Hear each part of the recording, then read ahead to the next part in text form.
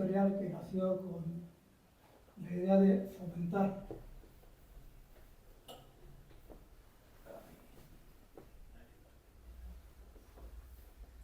¿Qué ocurre? La lectura.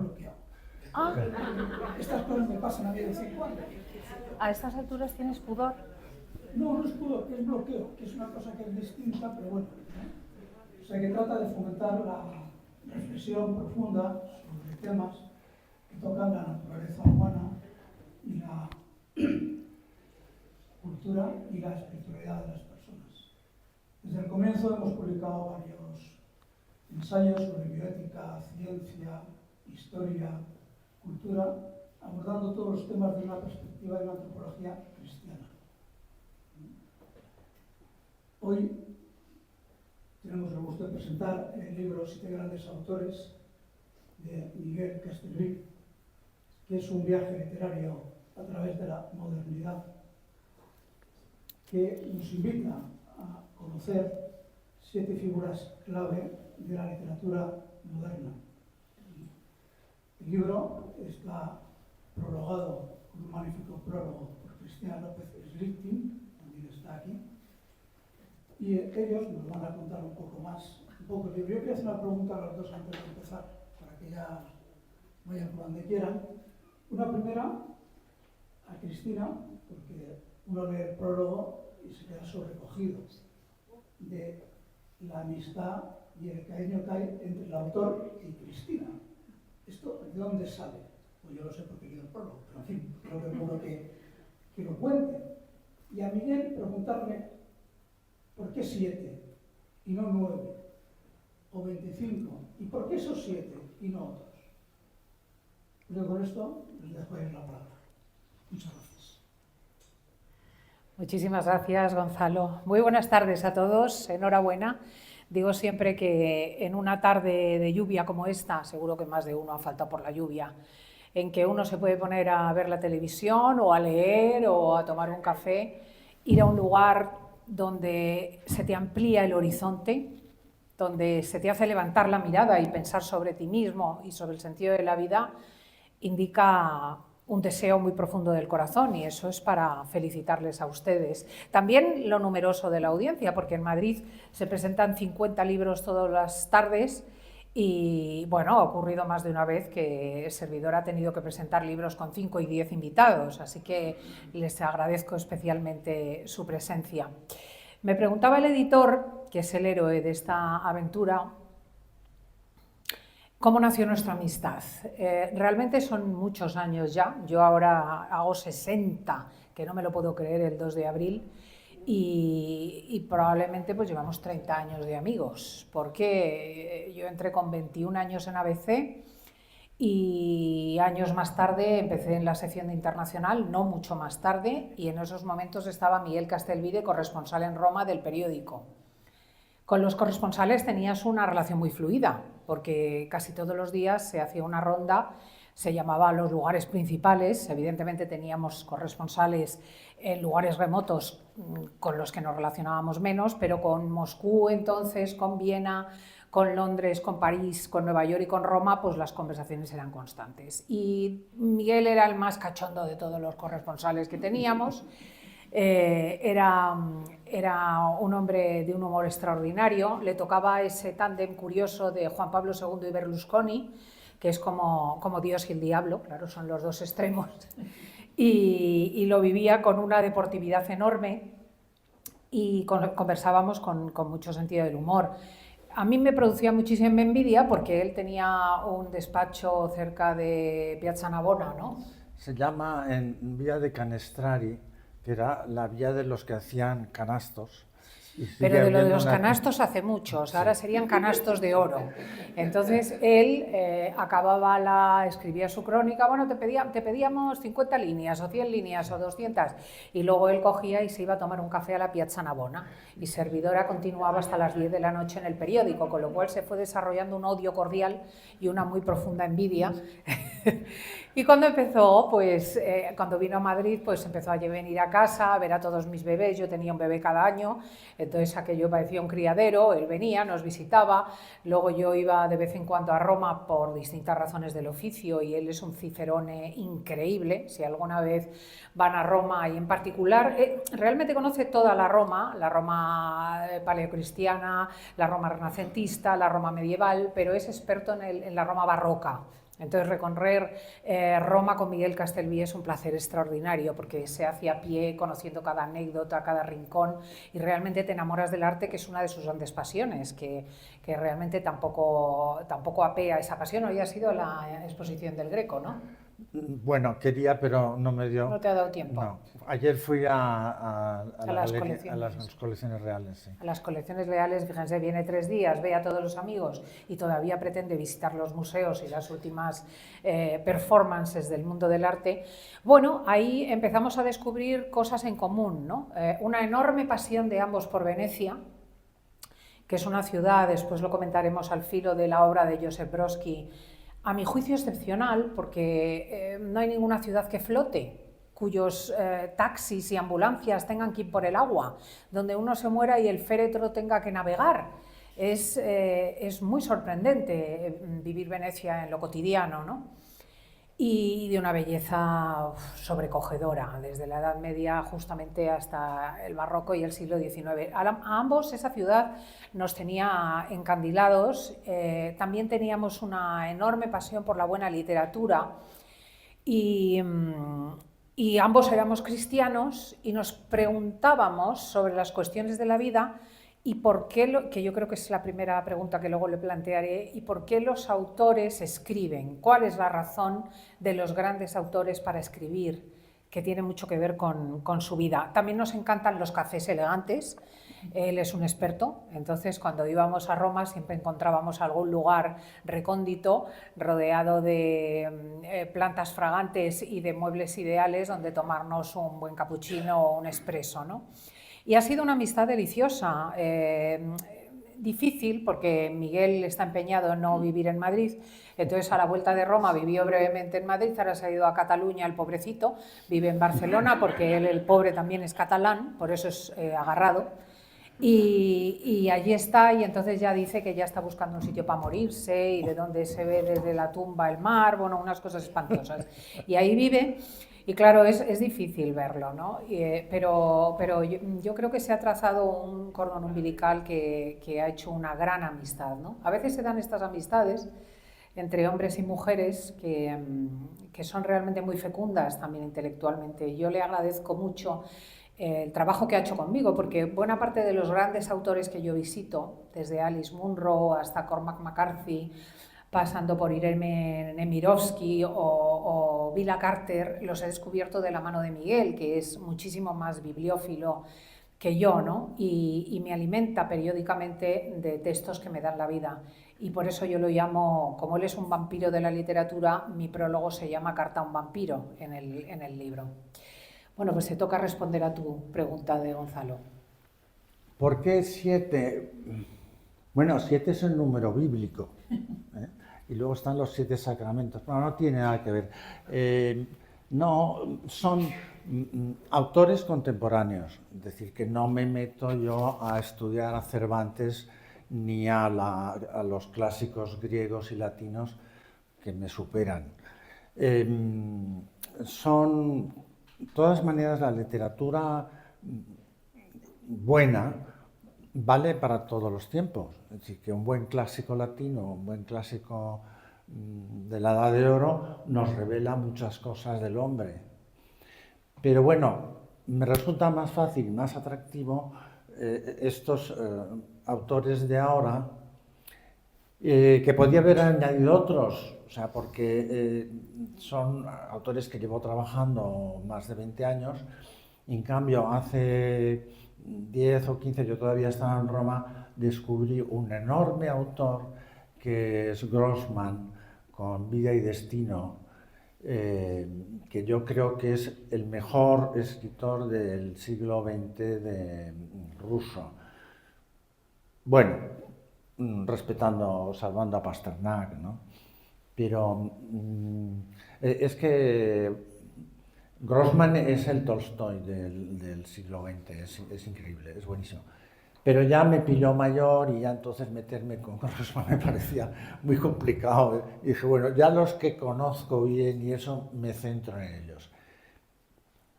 Evelyn Waugh, porque siempre, hace muchos años me hablaron de Brace, lo leí, me encantó, me apasionó, leí otros libros, vi la serie fantástica que hicieron con Laurence Olivier y en fin, con unos actores fenomenales.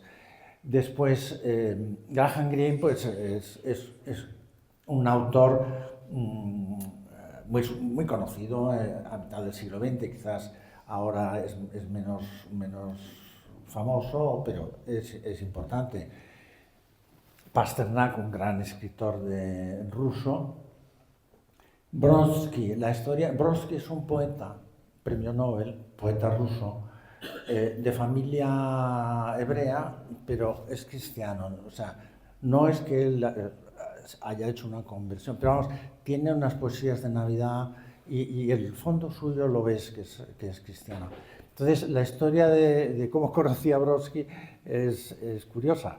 Yo era corresponsal de ABC, entonces había una empresa que se llamaba Venezia Nuova, que su encargo era construir, está aquí Aurora, hombre,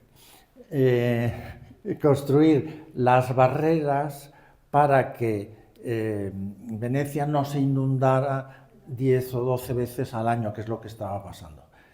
Entonces esta empresa muy importante, muy grande, que era un consorcio de grandes empresas italianas, se les ocurrió para Navidad regalar a los corresponsales un libro de un poeta, que eso solo se le puede ocurrir, yo creo, a unos italianos, porque bueno, cuando yo trabajaba en Barcelona antes en La Vanguardia, los túneles de Tibidabo nos regalaban un jamón, que estaba muy bien el jamón, desde luego era fenomenal, y mi padre cuando vio el jamón se quedó muy contento, ¿no? Es que esto tiene una historia que os puedo contar, porque yo sacaba buenas notas en matemáticas en el bachillerato, y aquí mis primas lo saben.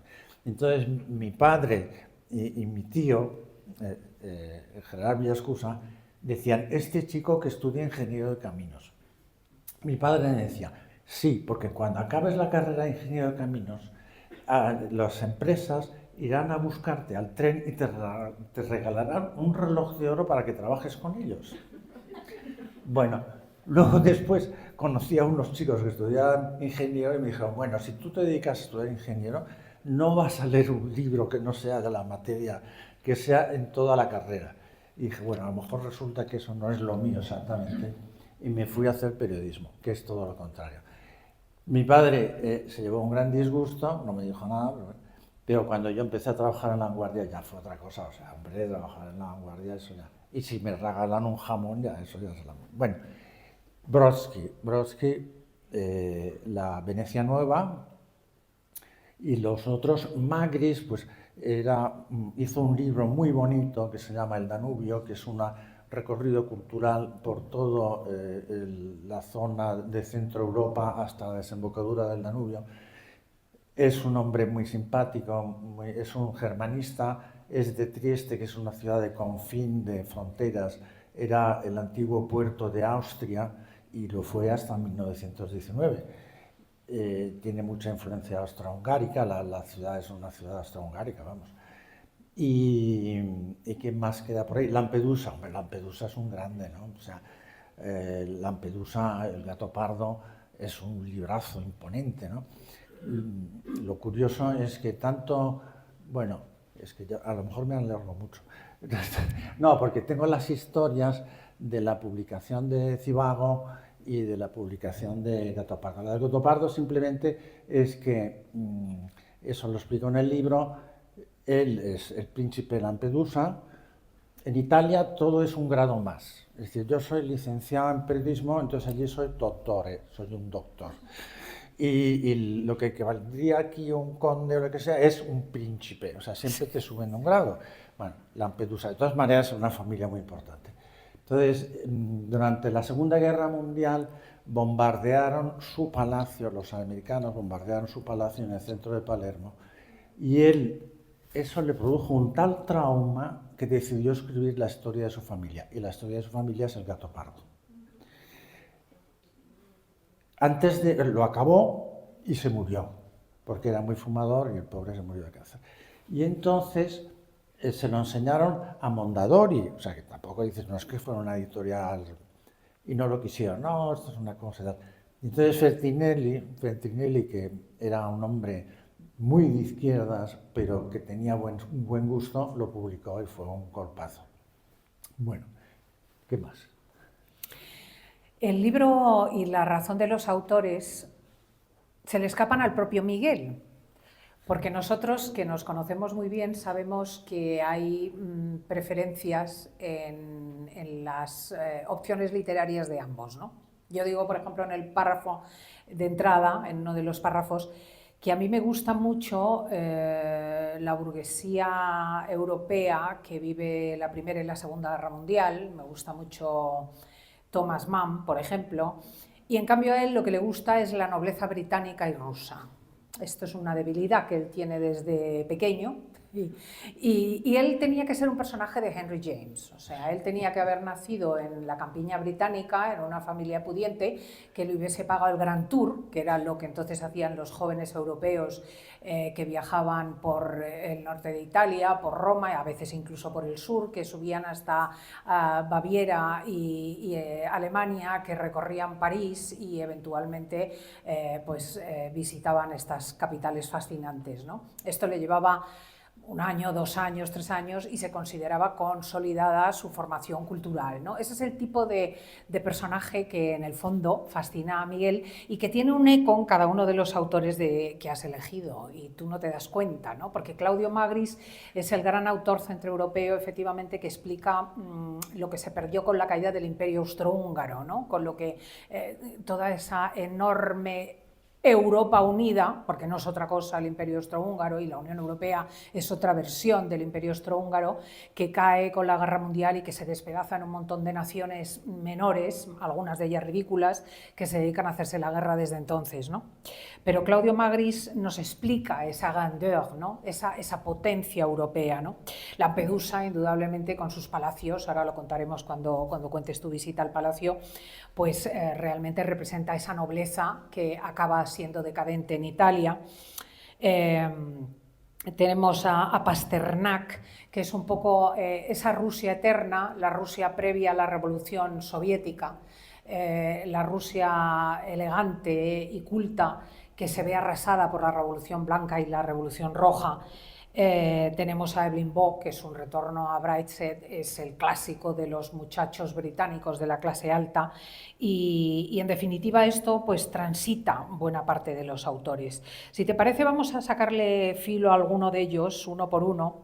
Por ejemplo, yo creo, para que veamos también el material al que se accede con el libro, el material especial que se publica en este libro y que no es tan conocido, que es una forma de engancharse con un autor. Por ejemplo, si quieres puedes empezar con la correspondencia entre Pasternak y su prima, ¿no?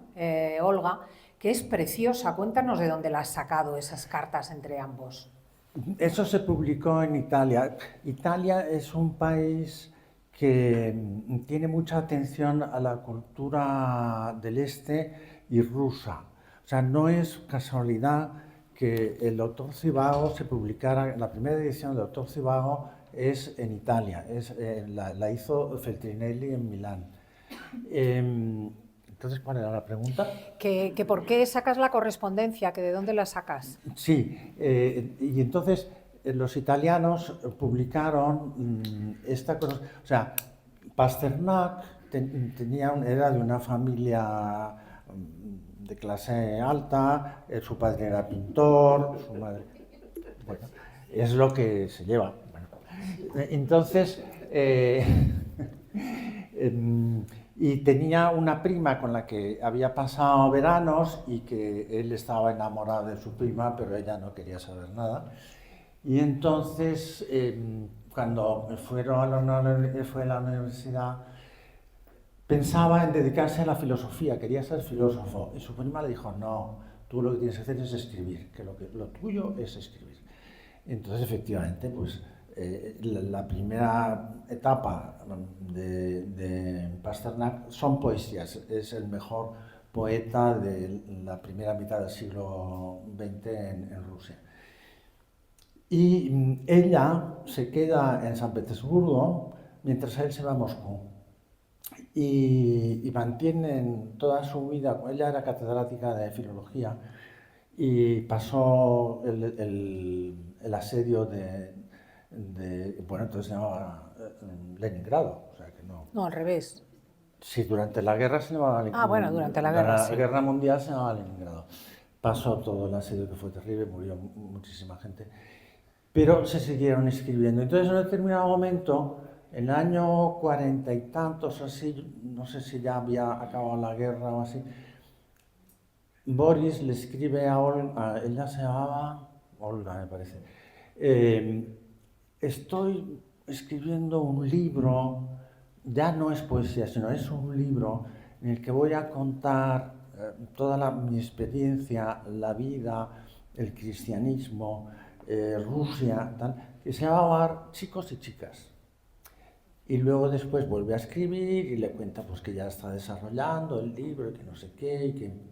Bueno, o sea, es el nacimiento de una obra maestra, lo estás viendo allí, ¿no? Entonces, esa se editó en Italia, lo editó, no me acuerdo, y aquí no se había publicado. Y entonces, un amigo mío que era director de Nueva Revista, me dijo, oye, pero esto de que me has hablado, ¿por qué no me traduces? Bueno, cogimos una parte, no todo el texto, y lo sacamos y quedó muy bien, ¿no?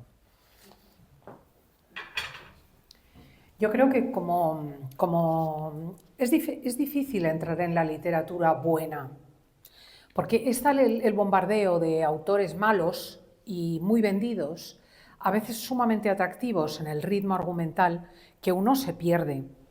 Y ciertamente si uno no tiene un Cicerone, igual para visitar Roma que para visitar el mundo de los libros es difícil, y yo le agradezco a Miguel que por primera vez haya dado el salto más allá de las amistades y de las personas que le queremos al gran público para iniciar de esta manera. Y una de las formas más bonitas de iniciarte con un autor no es estudiar un tratado de 20 tomos de Müller, ¿no?, sobre el valor literario, sino justamente tener un enganche afectivo, el reconocer un rostro. Y eso, por ejemplo, en la conversación entre Pasternak y Olga se ve, ¿no? O sea, cómo ellos se tratan, cómo hacen chanzas, las cosas pequeñas, cotidianas. Es una forma estupenda de marchar después al doctor Zivago.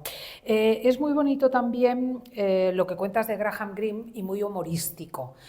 Comentábamos antes de entrar que Graham Greene había tenido una vida pues ciertamente desordenada, amorosamente muy compleja, y además sobre todo es autor de thrillers y de novelas policíacas, eso sí, extraordinarias, y siempre, como dice uno de los títulos suyos, con el factor humano por delante. Pero a mí siempre me ha parecido el autor del Poder y la Gloria. Es una obra maestra, indispensable para un cristiano, que te cambia la existencia. Yo diría que hasta el extremo de las Confesiones de San Agustín, porque realmente te hace reflexionar muy profundamente sobre la gracia y el pecado, ¿no? Pero el capítulo que ha elegido Miguel sobre la vida de Graham Greene es las consecuencias que para Graham Greene tiene escribir El Poder y la Gloria, y esto lo tienes que contar tú, porque ciertamente dan ganas de leer El Poder y la Gloria. Bueno, se convirtió, cuando sale El Poder y la Gloria, se vendió mucho, y también en Estados Unidos, pues hubo gente que lo tomó a Graham Greene como director espiritual prácticamente. Entonces le escribían cartas contándole sus problemas y no sé qué, y unos líos y tal. Hasta el punto, a él le reventaba todo eso, porque él decía eso, que le llamaban escritor católico, y dice, eso no existe, escritor católico. Qué tontería. Y el máximo fue, él estaba un día en Capri, con su amante o novia del momento, y vino un cura allí con sotana persiguiéndolo mientras él subía al autobús, que quería hablar con él. En fin, unos líos tremendos. Es buenísimo porque la profundidad del libro mueve, o sea, a decir, voy a confrontar con Graham Greene mis problemas morales, pero él era lo último que quería, ¿no? Y le quedó ese marchamo hasta el extremo que él empieza a abominar de esa fama, ¿no? Y es muy gracioso como lo cuenta con minuciosidad. Él era muy amigo de Berlinguer, entonces hay una correspondencia porque Evelyn se preocupa, dice, bueno, a ver si esto le va a afectar. O sea, Graham era un hombre complicado. se había convertido a la fe, pero tenía muchos líos mentales. Entonces, Evelyn dice, bueno, a ver si con toda esta persecución que le están organizando, este hombre se le da un traca-trac y tal. Entonces se escriben y tal. Que eso también es bonito, cómo se ve la relación entre los dos autores. En el caso de Lampedusa, es muy conmovedora la propia búsqueda de los escenarios del Gato Pardo por parte de Miguel. ¿Cómo llegas incluso a visitar las ruinas del palacio? Bueno, eso es un plagio. Es decir, que eso lo contó un historiador inglés que efectivamente, o sea, en el 44, cuando los aliados desembarcan en Sicilia, antes del desembarco de Normandía y antes del desembarco de Anzio, primero bombardean Palermo y destruyen una serie de palacios, entre ellos el de Lampedusa. Y eso se quedó allí en ruinas, no sé si lo he dicho antes, le provoca un trauma y decide contar la historia de su familia. Y eso se quedó así. Entonces, 40 años después, un historiador inglés que estaba haciendo una biografía de Lampedusa entró en las ruinas del palacio, entró en la biblioteca, vio los libros de Lampedusa, o sea, los que leía, tenía un fichero con sus notas que había ido escribiendo sobre los distintos libros y tal. Bueno, lo cuenta y a mí me apasionó aquello. Entonces lo he copiado, pero vamos, no he dicho que fuera yo. No. Pero es hermoso porque te hace entender el peso de la propia tradición, de lo que una casa puede ser para una familia, la pérdida también de la casa y te hace entrar con ilusión en el Gato Pardo. Luego está la persecución de Brodsky, que en realidad es tu persecución de Brodsky. Sí, porque yo cuando leí aquel libro que se llama, en español se llama Marca de Agua, que es... Acércatelo. El libro de Brodsky, que la primera vez que yo supe hablar de Brodsky, es un relato suyo sobre Venecia, que se llama Marca de Agua en castellano. Lo han republicado, lo acaban de publicar no hace mucho, otra vez. Y entonces yo dije, yo tengo que hacer una entrevista a este hombre. Y entonces yo hablaba con los de la empresa de Venecia Nueva y me decían, uy, es que no quiere hablar con ningún periodista y no sé qué, mándenos un fax. En Italia todo se arreglaba mandando un fax. Entonces tú mandabas un fax y nada, no pasaba nada, ¿no? Y entonces luego pues ha pasado el tiempo y entonces resulta que ya se hizo entrevistas, pero se la hizo a la competencia. Y además el de la competencia, que yo conozco, pues no le supo sacar partido porque no lo conocía y eso. Claro, pero han sido décadas de persecución, ¿no? Y décadas de reconstruir también la relación del propio Brodsky con Venecia, que está enterrado allí, Sí, que se cuenta... Claro. He ido a la tumba de Brodsky. Esto es muy hermoso cuando visitas la tumba de Brodsky, ¿no? Y bueno, insisto, otro punto de partida también extraordinario para leer al poeta. Después está Claudio Magris, que quizá con Joseph Roth, y no sé si con alguno más, es el autor por excelencia de la Centroeuropa previa a la guerra. Bueno, pues entonces cuando salió el libro de Claudio sobre el Danubio, yo estaba en Roma, era corresponsal de DC, le llamé y me dijo, pues venga a verme. Y entonces era en verano, me fui a Trieste, a su casa, estuvimos haciendo una charla estupenda sobre la crisis de... estos temas de crisis del imperio, además era el año 89 que estábamos a punto de la caída del comunismo, en fin, era un momento muy bueno y estuve hablando sobre todo eso y luego me invitó a comer, dije quédate a comer, y estaba su mujer, Marisa, que nos hizo allí una espaguetata y estaban sus dos hijos, que ahora serán unos mozarrones, y luego Marisa enfermó de cáncer. Marisa también era muy buena poeta, tenía 2 o 3 libros que se han publicado en España. Uno se llama Verde Agua, es muy bonito, es un libro breve, precioso. Y enfermó y murió bastante joven, no sé, 40 y tantos o 50 años.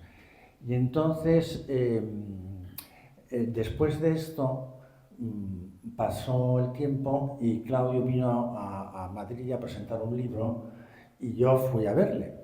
Y entonces habían pasado 10 o 12 años. Y entonces le dije, profesor Magris, allí en Italia todo el mundo es profesor. Bueno, él es catedrático. Bueno, dice, soy Miguel Caselvi. Y me dice, insomma, non sono così rincoglionito. ¿Que no son cono? Bueno, no, quiere decir, no estoy tan atontado, todavía me acuerdo de ti. Y tal. Digo, bueno, hombre, mucho bien, estupendo. Nah, entonces le hizo otra entrevista sobre su segundo libro y muy bien. Y él agradeció mucho el cariño de sus amigos españoles que le arroparon mucho cuando murió su mujer. Él estaba encantado de España. Y además decía que España le recordaba un poco toda esta situación de paso, de cambio, bueno, estábamos hablando de los años 90, 95, ¿no? Sí, para un español lo que supuso el Danubio y lo que ha sido la gran arteria europea es muy difícil de imaginar, porque realmente nuestra desembocadura natural es América y ciertamente en eso tenemos que hacer un trabajo de reconducción con el continente, ¿no? Construir Europa es recuperar aquello, ¿no? Pero verdaderamente leer el Danubio es indispensable para entender el recorrido que va desde Viena hasta Bulgaria. Yo tengo un hijo ahora en Bulgaria y estoy revisitando a Claudio Magris, estoy revisitando a Elias Canetti, estoy revisitando a Josep Roth. Canetti, otro grande, ¿eh? Canetti, efectivamente, que nació en Ruse, en Bulgaria, que era judío de la colonia sefardí, eran gente salida de España en la época de los reyes católicos, que todavía tienen una colonia importante en Estambul, en Turquía y en Bulgaria, y que después vive en Gran Bretaña y en Alemania, ¿no? Son europeos, en definitiva, no son de ningún lugar, son de Europa entera, ¿no? Nos queda visitar a tu Evelyn Waugh y a Solzhenitsyn, o sea que nos tienes que decir algo de los dos. Son muy diferentes. Solzhenitsyn en realidad es un personaje muy contemporáneo, ¿no? Muy moderno, que lo mismo está en los campos de concentración rusos que en los Estados Unidos, y que está en mitad de la batalla política de la época del telón de acero, mientras que Evelyn Waugh es en ese sentido mucho más romántico en su historia. Solzhenitsyn, él dice que su vida era para contar la Revolución Rusa. Y para él la Revolución Rusa es la revolución burguesa, por decirlo así, porque dice que la Revolución de Octubre no fue una revolución, fue un golpe de Estado y nada más. O sea, tomaron el poder los comunistas y se quedaron con ello. Y su gran obra se llama La Rueda Roja, que es desde agosto de 1914 hasta marzo-abril del 17, 18, me parece 18. Y lo que pasa es que es una obra tan intensa y tan gruesa que ningún editor español se ha atrevido con ella. Han publicado una parte, agosto de 1914, que es muy bonita, es el inicio de la guerra, de la Primera Guerra Mundial, la gran batalla de Tannenberg, la derrota de los rusos en Tannenberg, bueno, con todo un trasfondo social que tiene. Pero, claro, lo que habría que leer es los otros tomos. De momento está solo en francés y en inglés. Y él cuenta que él era del Cáucaso, me parece, de la zona de los cosacos. O sea, y que recuerda que era él muy pequeño y entonces estaba con su madre en una iglesia y vio que entraban unos soldados rojos y su madre le levantaba encima para que pudiera ver a los soldados. O sea, él está justo en el núcleo de la revolución, en el centro. Después él tiene una época en la universidad que pierde la fe, se hace marxista, pero al cabo de los años vuelve y es un ortodoxo creyente. Durante la guerra él era un muy buen matemático. Entonces los rusos son muy buenos matemáticos, muy buenos artilleros. Él se presenta voluntario, lo destinan a artillería y combate la guerra, y cuando están en Prusia Oriental, el año 45, principios del 45, poco antes de acabar la guerra, escribe una carta a un amigo suyo criticando el modo que Stalin estaba llevando la guerra, que es una ingenuidad, porque claro, leían todas las cartas y inmediatamente los dos acabaron en la Lubyanka. Y eso es lo que él cuenta en el principio del Gulag. Él empieza contando cómo lo detienen, cómo lo llevan a Lubyanka, los días en la Lubyanka. Yo recuerdo, decía que antes de que les llevaran el desayuno, entonces era un momento que estaban como flotando, o sea, se acababan de despertar, tenían mucha hambre y estaban como flotando hasta que les traían las gachas o lo que sea. Bueno, y él pasa, le condenan, siempre la condena era 8 más 5. ¿Eso qué quiere decir? 8 años de campo de concentración y 5 de exilio. Entonces no me acuerdo exactamente cuánto le van. Cuando se muere Stalin lo sacan del campo de concentramiento y lo mandan al exilio, pero el exilio quiere decir Kazajstán o un sitio de estos. Allí contrae un cáncer y se cura. Y los médicos le dicen, pero usted ya no va a tener hijos. Luego después, bueno, también él estaba casado con una señora, cuando lo mandan al campo de concentración le dice, mira, divórciate porque yo no sé cuándo voy a volver. Vuelve, ella quiere volver con él, pero luego al final él se acaba casando con otra mujer y tiene 3 hijos, que es una especie de milagro. Bueno, y toda su vida fue contar la revolución, con todo este grupo de la Rueda Roja.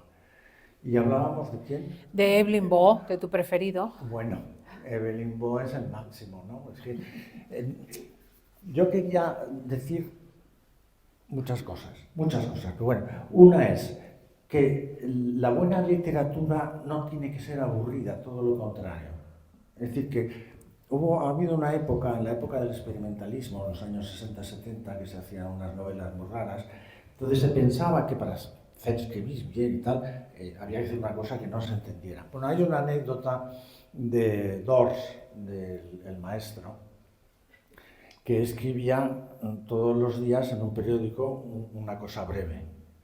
Y entonces dicen que se lo enseñaba a la mujer de servicio, a la criada que se decía entonces, y le decía, ¿lo has entendido? Ah, sí. Dice, bueno, entonces tengo que complicarlo más para que no se entienda. Bueno, entonces, eso no es literatura, o sea, la literatura no consiste en eso. O sea, Evelyn Waugh es clarísimo, tiene una redacción lineal perfecta,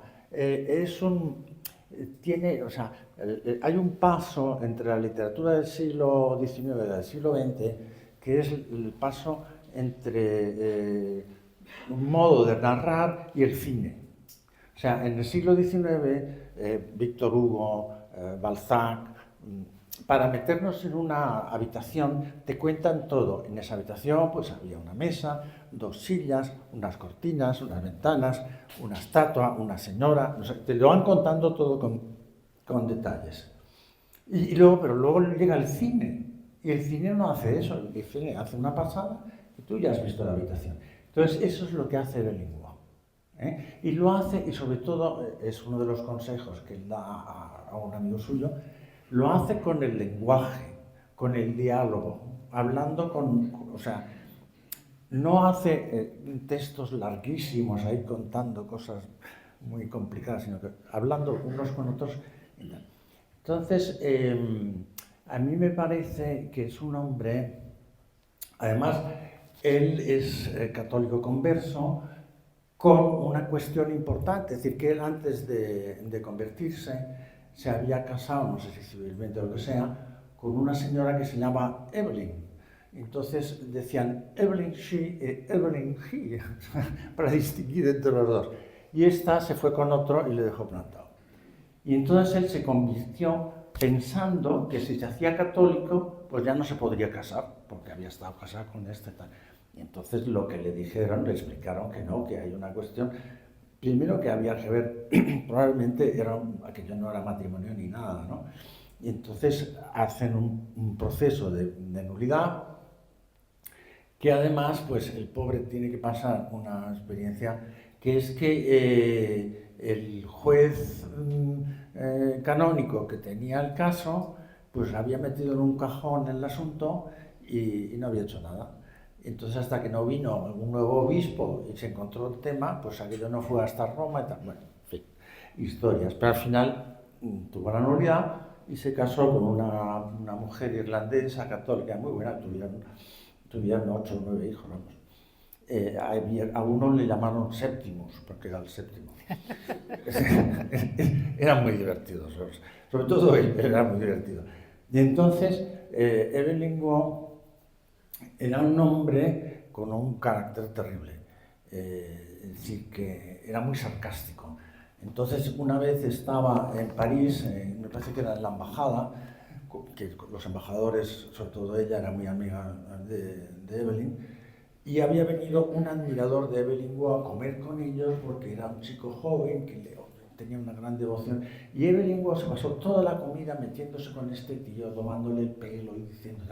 Entonces, al final de la comida, la señora de la casa dijo, oye, eres un tío malísimo. Entonces Evelyn dijo, pues si no fuese católico sería mucho peor.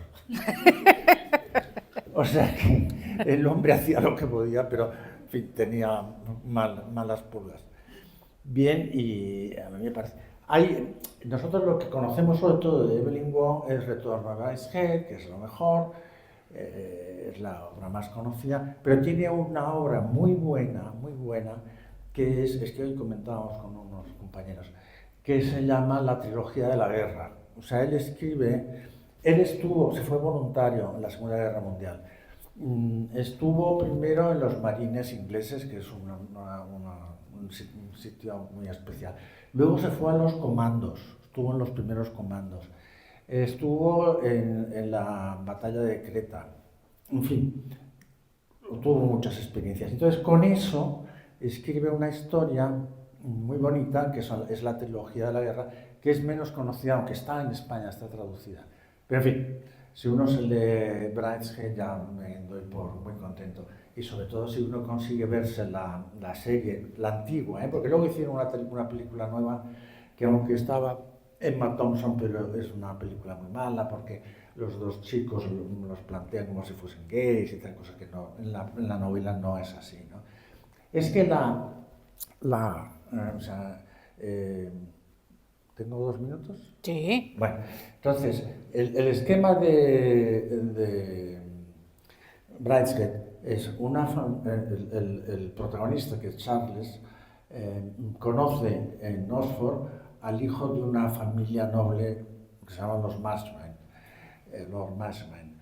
Y entonces, a través del hijo de este amigo suyo, conoce a los padres, a la madre y tal. Entonces, la historia de estos es que la madre era católica, entonces el padre, para casarse con la madre, se convierte, pero luego al cabo de los años se harta y se va con un amante a Venecia y vive allí en Venecia en un palacio.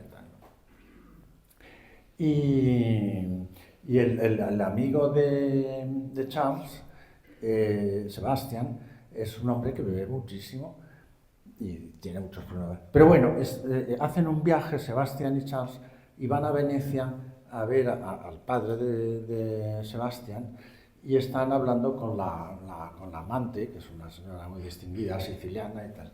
Y entonces dicen cosas muy divertidas. Entre ellas dice, bueno, eso quizás fue más tarde, pero dice la señora italiana, dice, es que vosotros, los jóvenes ingleses, tenéis una relación, los chicos entre vosotros, muy especial, o sea, que se puede confundir con el amor homosexual y que no lo es.